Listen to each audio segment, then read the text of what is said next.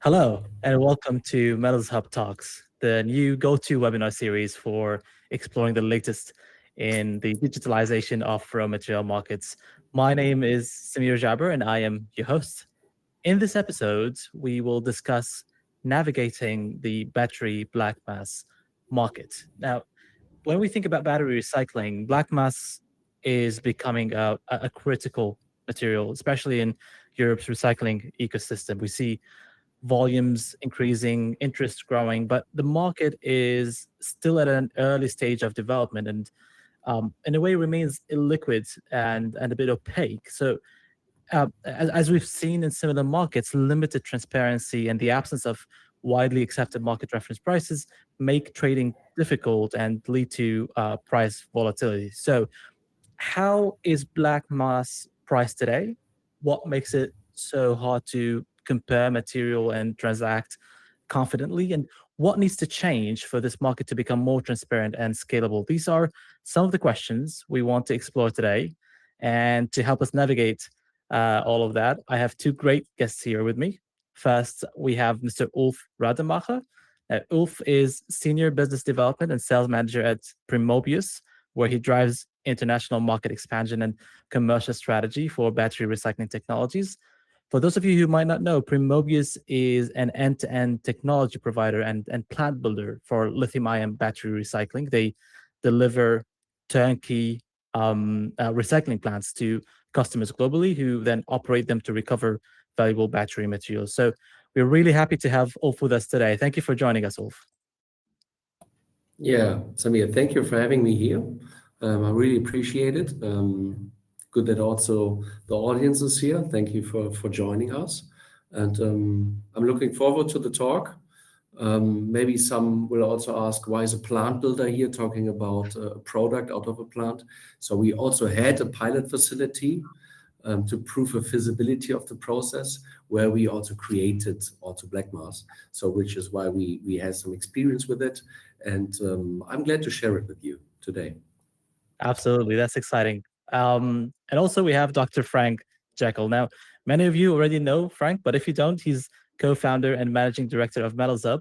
And if I may say, he's slowly becoming a regular guest here at Metalshub Talks, which is fantastic. Now, Frank is a leading voice in the industry, especially on the future of raw material supply chains. And before founding Metalshub, Frank held senior commercial leadership roles at the likes of CMARC and Anglo American. And of course, he brings deep insight and market expertise to the development of the Metalshub platform. So, Frank, always a pleasure to have you with us. Thanks, Samir. I'm really looking forward to the talk today. Awesome. Now that we have met our guests, let me quickly guide you, the audience, on how to interact with us here today. Very simply, in the bottom right corner of your screen, you have the chat section, you have the questions section. Simply, as we go through the discussion, you can go into the chat and start introducing yourselves, telling us where you're coming from, what you're looking forward to learn about in this webinar, and any questions you might have, you could share them in the questions section, and we'll try to come to them towards the end of the webinar in a dedicated Q&A session right after we finish. So please feel free to engage with us there, and also shout out to our colleague Davide, who will be engaging with you in the chat as well. So keep an eye for that. Also, we will be sharing a couple of polls and poll questions with you throughout the webinar. So keep an eye on that, where you could actually engage and answer some questions yourselves. All right. Well, now that we've done that, let's dive right in. You see, a couple of months ago, we had a discussion on battery recycling, and we talked about the broader need for liquidity and transparency in Europe's battery recycling market. Today, I'd like to narrow that down to black mass specifically. So, Ulf, from Primobius' perspective, why is black mass such a critical material to focus on right now? So, yes, Samir, thank you. Why is black mass a critical raw material? So there are different perspectives on this question. One question is, of course, the regulation, because in future, also for future produced batteries, you need to have recyclates inside these batteries. That means you need to recycle the batteries And the first product out of the recycled batteries is also the black mass. So, and on the other point is to really enrich the complete value out of the recyclates and out of the battery. You need to recycle it. And the first step is to really crush the battery, to separate the material, and to get first the high valued material out of it, depending what batteries you shred. I will come to a second point to this question. And then having the black mass in your hand, and then you need to see what to do with it. And regarding the market, it's still not a commodity. So when we are talking about black mass, right, it's still declared, especially for regulation in Europe and in Germany, as a waste. And handling this waste, especially as a hazardous waste, comes with some hurdles. And this is everything a recycler needs to handle to really go through it and to have a positive operation. Interesting. And Frank, if I may bring you in here, what do you have to add when it comes to the market around black mass? Yeah, if we're looking generally at the market of recycled materials coming from batteries, I mean, I think Europe in general is very good at collecting batteries. I don't think that we've got an issue there. It's, of course, a very regional topic. So every country, every region, every state has almost their own collecting system in place. So that's working well. Then you've got the battery recycler, pretty much the black mass producer, who needs to kind of shred the materials, and then after that you've got the black mass processor, and ultimately chem cell battery producers. When we're looking at this market structure, as I said, collection working well. Battery recycling, I think we have a growing network there as well. We've got some incumbents that are doing that already since a couple of years, very successful. We've got newcomers to that market. We've got small companies. It's still a very regional process because it doesn't really make sense to transport used batteries across kind of long distances. But then every one of those ones is producing black mass. And therefore you can see from a market structure, this is the go-to material. This is required for all the processes to then extract the valuable materials out of it. And then those processes, of course, sell lithium, nickel, cobalt, etc., back to the industry, be it the chem producers, the cell producers, the battery producers. And of course, if we're looking further down the value chain, it's narrowing down in Europe. Yeah. We don't have a lot of capacity in terms of cell production, battery production, etc. So demand coming out of Europe is actually very limited. In order to build this entire ecosystem, we need to start building actually a sustainable, but also liquid and large enough value chain across all four stages. And as I said, I think the stage 3 and stage 4 black mass processing, but also then battery production are things where we need to improve. And I think if we're looking at black mass, why is it so important? Ulf mentioned it already. It's important because it reduces our dependency on material imports from other parts of the world. And you mentioned it as well. I mean, there is an environmental obligation in the future that we have a certain proportion of recycled materials actually in our batteries that we produce here. Interesting. And there's a lot to dig a bit deeper into in what you just said. So we'll do that as we go. But Ulf, Primobius sits very close to the operational reality of battery recycling. How would you describe the battery, the black mass market today? Where is it functioning? Where is it still falling short? I mean, we mentioned a couple early on. So how would you describe that, and where do you see the gaps so far? Yeah, actually, like Frank mentioned, the third step here is really important, to have the off-takers in place for the black mass here.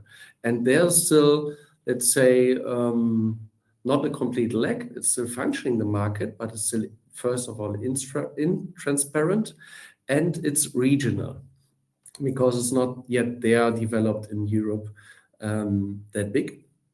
And regarding the transparency and the market dynamics behind, like probably all of you know the so-called payables on the nickel, on the cobalt, on the discounts of the indexes and so on.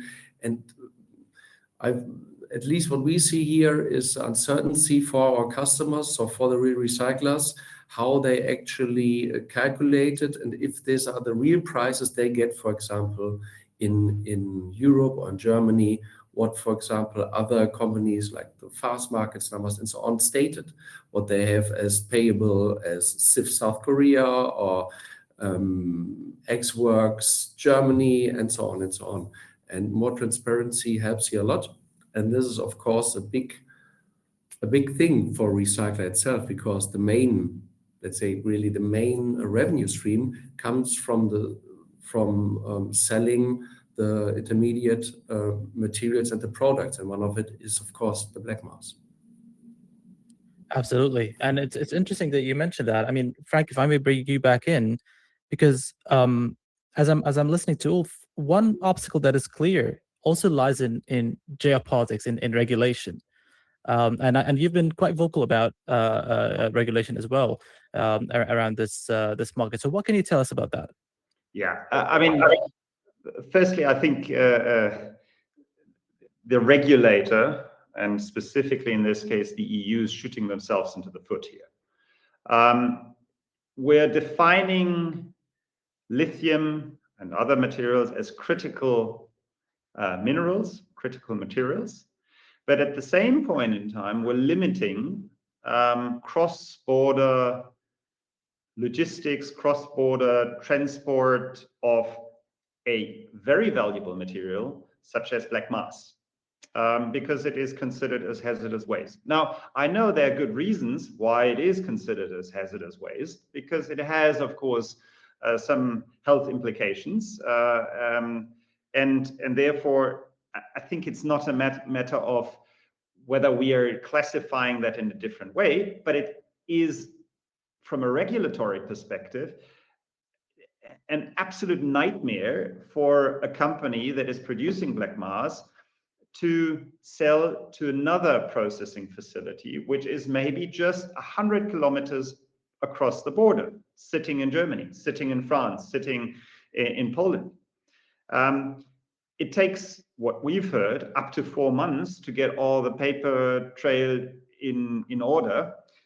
And by the time you are actually ready to ship the material, prices might have changed. I mean, we're still talking here about a product where actually the price is very much dependent on market prices of the primary goods. Yeah, I mean, Ulf was pointing that out. We're talking here of payables. So ultimately, if you're having a payable, which is kind of referring to a market price such as nickel or lithium, but the underlying price is fluctuating, can you wait 4 months until you exactly know what kind of price you get ultimately for your product? Now, that's from a regulatory point of view, in terms of what we're doing here is a nightmare, and it's not going to help the market, because again, we're looking for investment. We, as I said earlier, we need to build this entire value chain. But investors, and I've spent a lot of time with debt financing, people that are providing debt financing, but also investment with the investment community in my career. What people don't like is uncertainty. No investor likes uncertainty, and uncertainty does not mean that they want to control the price and that you need 100% offtake. I'm, by the way, a big opponent against these huge offtake agreements, because they are actually, again, limiting the price discovery process. But coming back to that, investors don't like uncertainty, and we're just adding to uncertainty if people can't ship properly, if they if they don't know what the realized price is, because they only know it once they ship it actually in 4 months. And that is limiting the market, because ultimately, if it is easier to ship to a known consumer or known buyer that sits in Korea, rather than onboarding a new buyer that sits, I don't know, as I said, in France, Germany, Poland, Spain, wherever, you're not going to go through this bureaucratic nightmare and build this kind of new relationship, if it doesn't pay.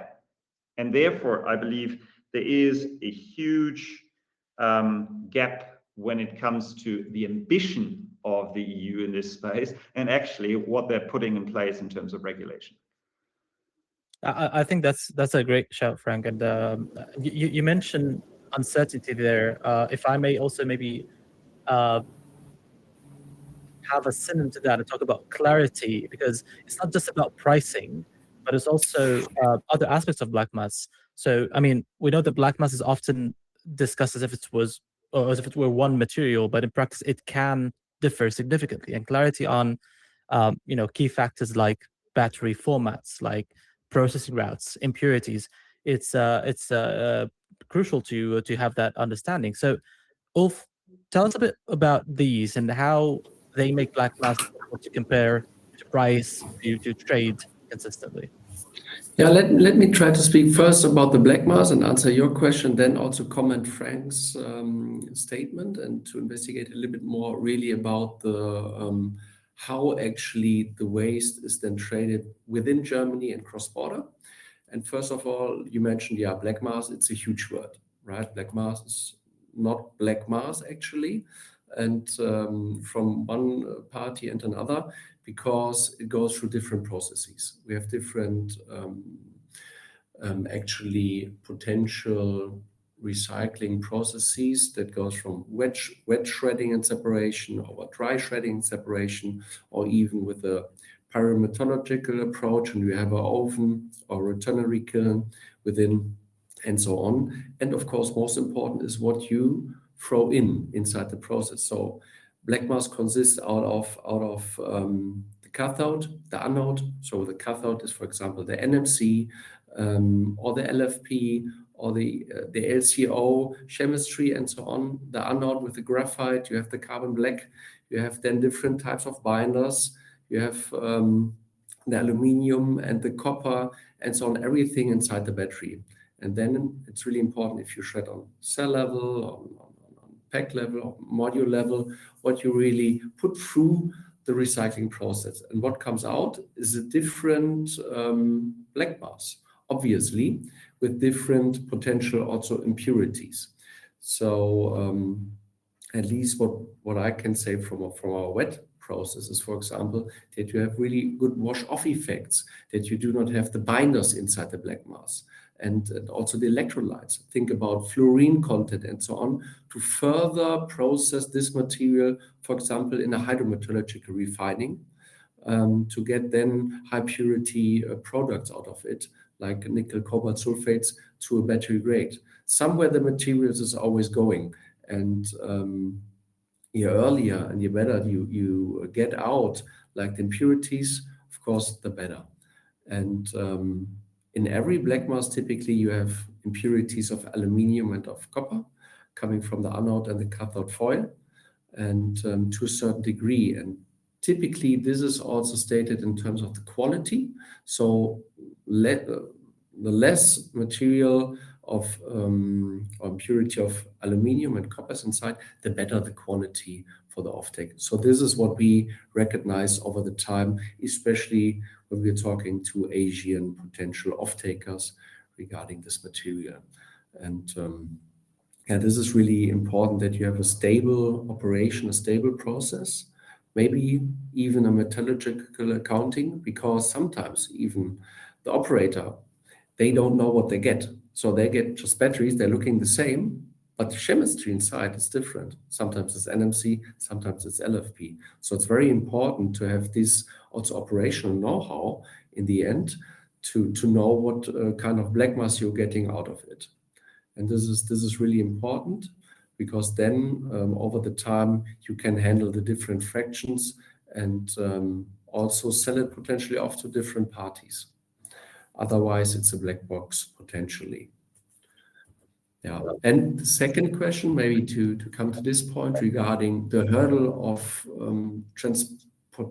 transporting and selling the black mass as hazardous waste. So hazardous waste itself, it's not a big issue in principle to bring it from point A to B. You have to do some paperwork. But in Germany, you have the different waste aggregators, for example, and then you have the description of the waste and so on. You have a waste code. For Germany, it's typically 1912-11 star, and then you have the offtake facility, and they are permitted to actually are allowed to take this waste. And then you have the regional authority of location A, location B. They both agree, and then the truck can go on from A to B, and they take it off. So that's clear. But of course, you cannot put a trader inside, for example, in Germany. It needs to be really from A to B. And when now a border comes in this line, you have then the authority of the different country, and you have to do, and this is what Frank meant with a 3-4 month duration time, notification. When you really cross border shipment of waste, you have to do the notification. This is really a big paperwork, like at least 20-25 documents where you have to state and to prove to both regional authorities that the waste is treated according to every standards and so on, what is also important. But sometimes also the off-takers there, they haven't done it before, first of all, and they don't know how to do it and so on. So in my opinion, at least, or from our experience from the last years there where we had the pilot facility, was the 3 month either is the best case, because when you have done it before several times, 3 to 4 times, and the regional authorities also know you're ready, then it's possible. But if not, and you have also the question, the bureaucracy and so on, it even takes longer. And then, of course, you have the problems in between. Yeah. Interesting. Thank you for that. That's really a helpful insight. Now, to the audience, we actually just asked our first poll question, so you can check that out in the poll section and let us know your thoughts as well.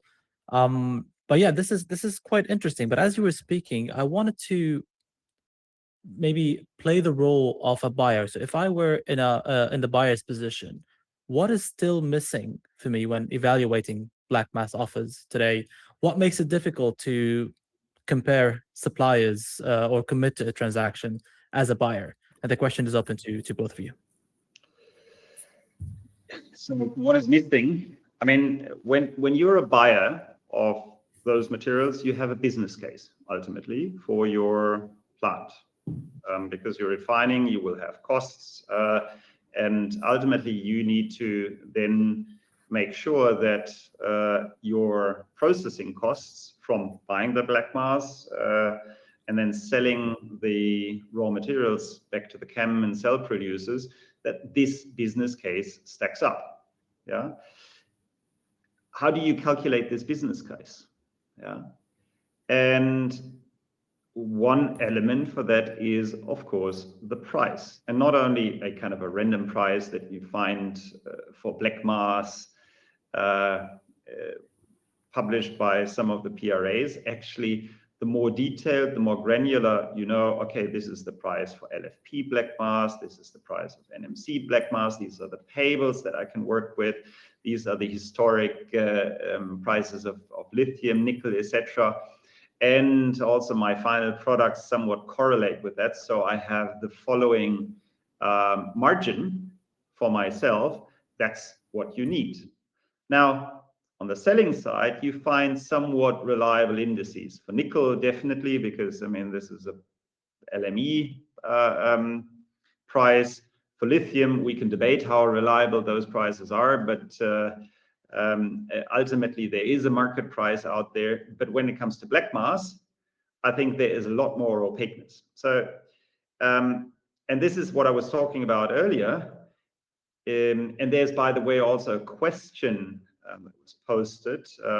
how is the capacity going to evolve in Europe, midstream, downstream, if everything is going to be shipped to Asia? Well, to be honest, if we cannot establish a fair market price for black mass and therefore have more it's like soundproof and foolproof business cases for the processing midstream, downstream in Europe, where you can calculate, well, this is the price differential between the black mass and the ultimate product, it's going to be very difficult to actually evolve and build capacity in Europe. Price is the fundamental signal for investors and to build their business cases on. And if you have no raw material price or very unreliable raw material price on the one side, you have maybe then market prices which are still very volatile on the selling side. Well, how do you want to calculate a reliable business case? And this is what is keeping investors sometimes from investing into those areas. So from my perspective, the element of price discovery is a crucial element in building the ecosystem. And also, maybe back to this whole regulation topic there, if we then see that Asia, it's easier to ship certain things to Asia than selling it in Europe, well, then we have at least also a talking point and a good story and a clear argument why the EU needs to change also the regulation there if they want to really build this market. Maybe to comment it also from my side, I completely agree here. On the one point, the volatility and so on, and the prices is really key for the investors. On the other side, it's a kind of hen and egg issue where you have already the installed capacities for downstream refining in Asia at a high scale, and on the other side, in Europe, not yet that big evolved, and to actually also be able as recycler to cross the bridge and cross finance, or let's say have enough cash flow actually to build also the downstream capacities here. The business case must be that reliable and the prices must be that reliable, and therefore it would of course be helpful to be more easily selling this material to not just OECD countries, and easier also cross border, also within Europe. It's not just about Asia, even like you mentioned, to ship black mass from Germany to Poland or vice versa, or France. It's the same hurdle more or less, just that you have not the shipping route in between. Yeah, that's a good point. I mean, to come back to price discovery, because I think that's a critical point that you mentioned there, Frank. Let's try to sort of narrow down what we sort of discussed so far and help us understand what Metalshub is doing on this front. So we can see that there's a challenge of liquidity. There's a challenge of price discovery that's preventing maybe consistent, reliable pricing. How does that impact the ability to build this refining capacity in Europe, and what is Metalshub doing with this initiative that we've established? So our core as Metalshub is, of course, to build liquid markets. And this is what we've been doing for the last 10 years, almost 10 years. And we're very successful at that. So when I talk about liquid markets, I mean creating a terminal market or a liquid enough market that you can place a certain amount of spot volume, maybe excess capacity, or, which I think is even more advisable, the capacity that you reserve for the spot market, and you are able to actually achieve a fair market price. Now, why is this important? Because if you just rely 100% on offtakes, somebody else makes the price for you. You're not participating in the market. Offtakes are the worst when it comes to price formation, because if everyone is just entering into an offtake, well, you don't have actually any price, because nobody is establishing actually a price for that, and you cannot rely on third parties coming up with an index if there is no underlying spot market liquidity. So that's the general idea behind it. We need liquid spot markets for price discovery. Now, you can do this, of course, over the counter, over phone, email, telephone, WhatsApp, whatever you prefer. But in order to have more reliable information, and that you're not basing everything on just trust and relationship, but actually on hard facts and data, it's much more advisable to trade via digital infrastructure. Yeah, nobody would actually buy shares from your, like if you wanted to buy shares from Apple or Microsoft, you don't go to your neighbor and buy them off from him, you go to an exchange. Yeah, of course, Metalshub is not such an exchange, but I think the same logic, the same dynamic applies actually to the commodities that we're talking about here. And therefore, because we believe in order to really build this value chain in Europe, not only from the collection, not only black mass production, but also midstream, downstream, we strongly believe that more liquid markets in Europe are necessary for black mass, particularly because this is the crucial kind of product in the middle. And therefore, we have launched this initiative for battery recyclers, be it on the black mass production side, so the recyclers themselves, or the black mass processors, to actually use Metalshub for securing volumes or selling volumes on a spot market on Metalshub via this platform, and help with that to, number one, create more reliable, more informative pricing.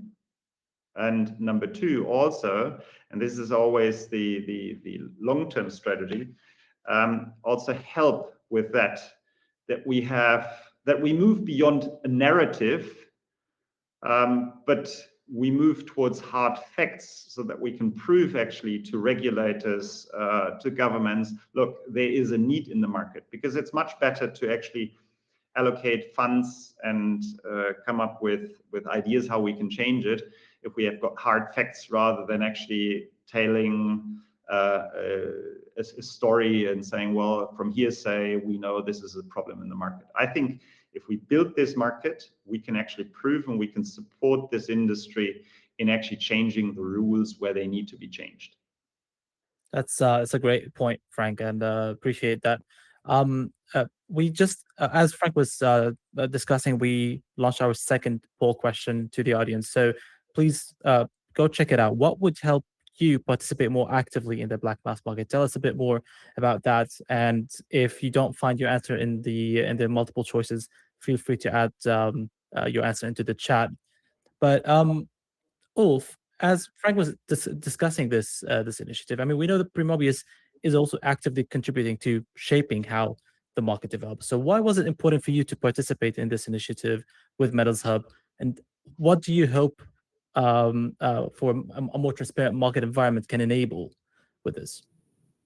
Yeah, thanks. So more or less, especially because of what Frank said, because our customers in future will have black mass when they just are interested in our front-end process and not are directly buying, for example, a fully integrated plant, because then they would get also like nickel sulfates and so on, like products actually declared now as product and not the intermediate.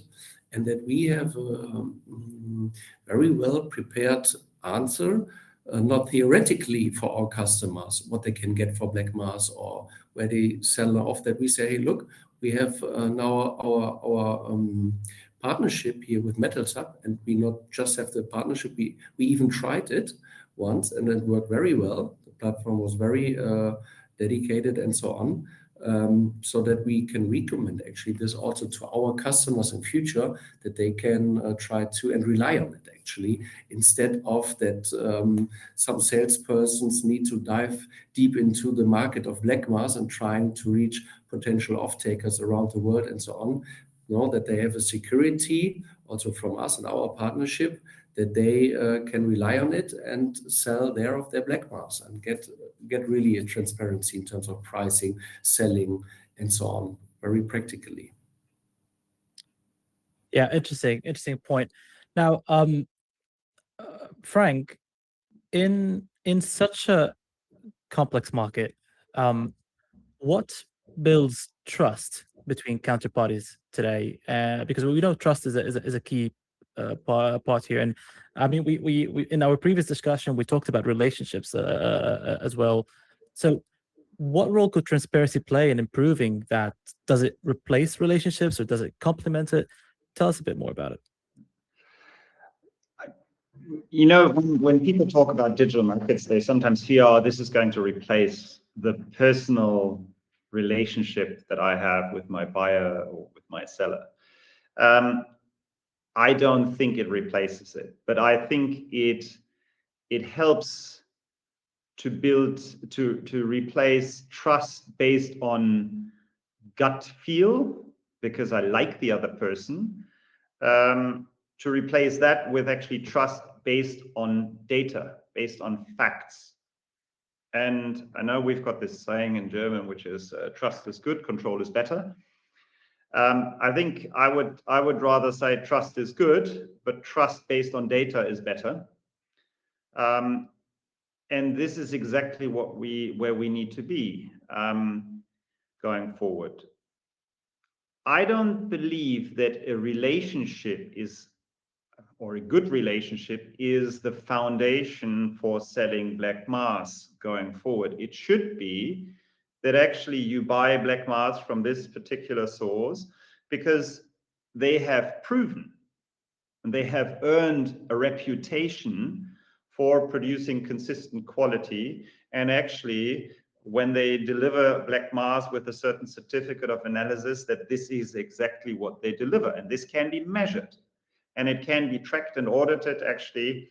And that's why we have digital tools out there for certain things. And Metalshub provides those information with rating systems, etc. So I think that is actually much more important than just saying, okay, we've got a great relationship because we like each other and I trust you and you trust me, and therefore we base it, we do it on trust. So I think the ultimate relationship is much more founded on data, on transparency than just gut feel.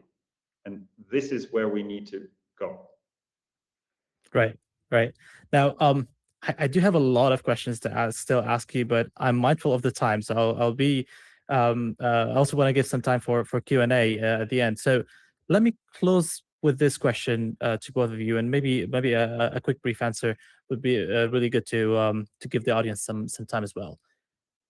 If the market were working well, right, what would it be, or what would be different from today? What would clarity in the black mass market actually look like in practice, whether it's in pricing, in specifications, in transactions? Tell us how a good, well-oiled machine, well-oiled market looks like. And I'll start with you, Ulf, from your perspective. Yeah, actually, first of all, there needs to be more recycling companies that are producing that material on the one side, and on the other side, there needs to be more off-takers in this material, in this field, that both know what they are doing exactly in terms of how they are handling the regulation right now, for example, maybe not also the future one if it changes, and to come closer and much faster in terms of how they're actually the transaction will be done. Are they using third-party analysis? Are they doing it themselves? And so on and so on. So all this will be much faster and therefore also better, because if you're faster there, like we stated before, with the volatility in the market, with the different prices, it's clearer and more positive for both parties because they know what they get, actually both. All right, and Frank, from your side?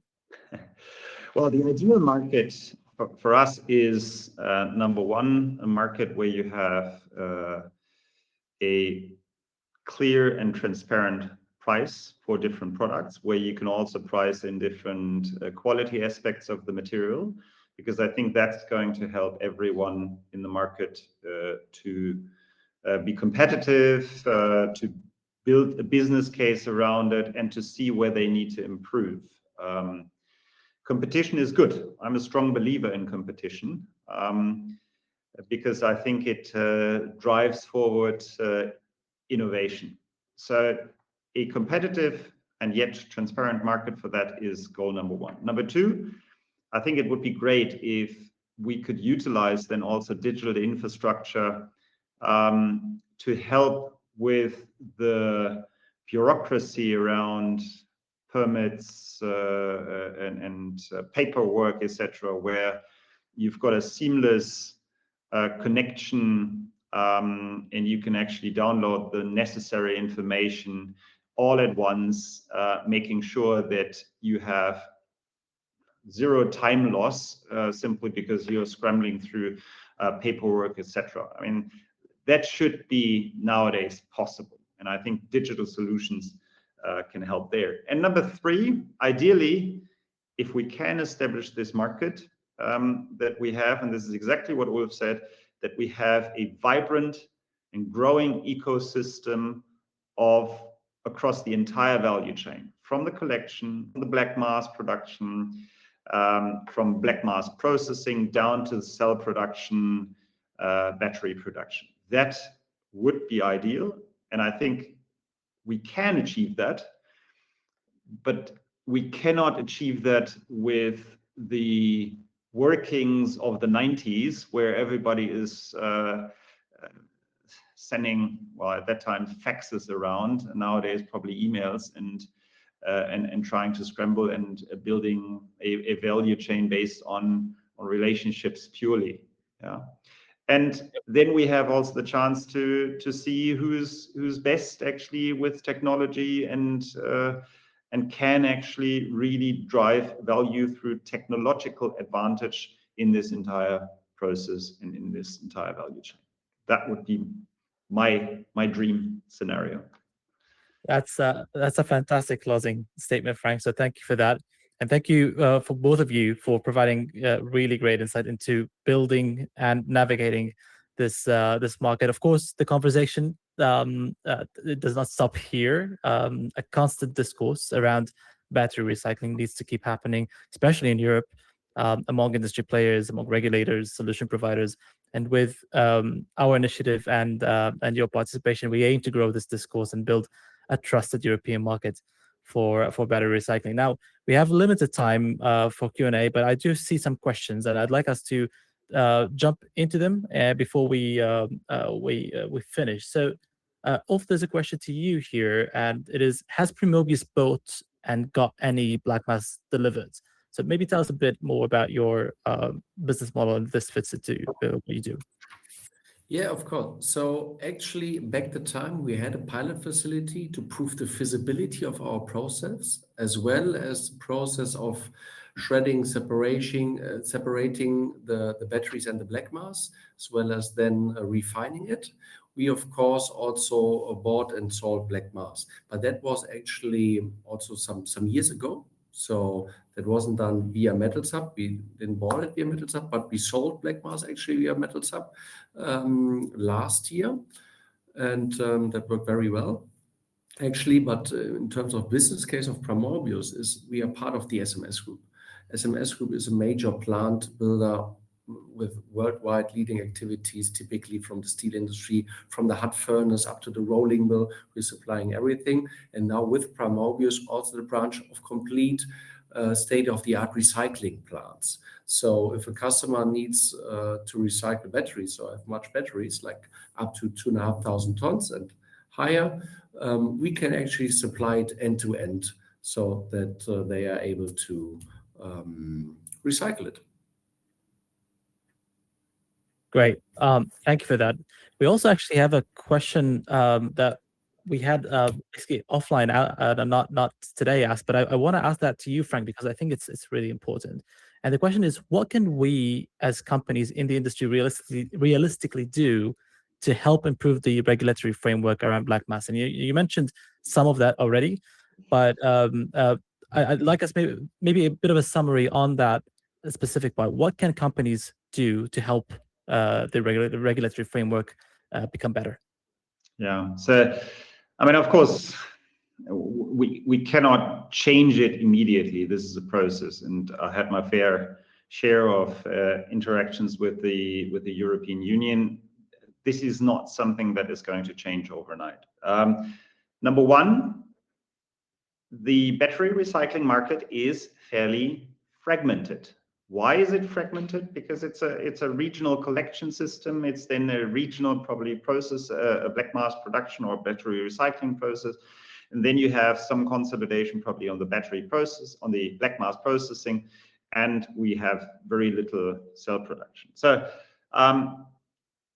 the best is always to unite, to speak with one voice. Now, we don't have an association for black mass recyclers or processors or producers, etc. But I think, and this is what we hope as Metalshub, we can actually build this market, and with it also a nucleus where companies can interact with each other through the platform, and then ultimately also use information data, of course, always confidential. We keep your data very safe, but actually use some of that in terms of flows, prices, etc., to alert regulators, policymakers to this problem. This is what we need to do. I think if everybody tries that to do themselves, we're not gonna be hurt. That's for sure. And we're very happy as Metalshub also to support there and help building this industry, because we strongly believe that this is an important industry for Europe. Awesome, Frank. Thank you. I mean, we've unfortunately gotten to the limit of our time, so we won't be able to continue. But fear not, the questions that you've asked, we'll make sure to answer them after the webinar as well. So we'll be in touch anyway.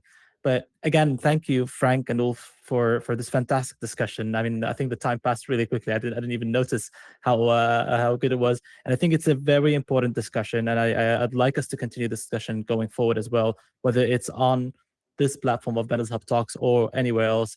I think it's a crucial thing to maintain. And like you said, Frank, having a united voice will be a really good a stepping stone to bringing this into reality further and further. So thank you both for joining me, and thank you to the audience for being here with us. As usual at Metalshub Talks, let's keep the momentum going, and I look forward to seeing you all in the next episode. Yeah, thank you also from my side. And if any questions are still open, I'm very happy to answer them directly or get in a discussion. And I probably think that Ulf is also prepared to do that whenever he can be contacted. So don't be shy. Reach out to us. We're very happy to support that. Thanks. All right. Thank you. Bye-bye. Bye-bye. Thank you. Bye.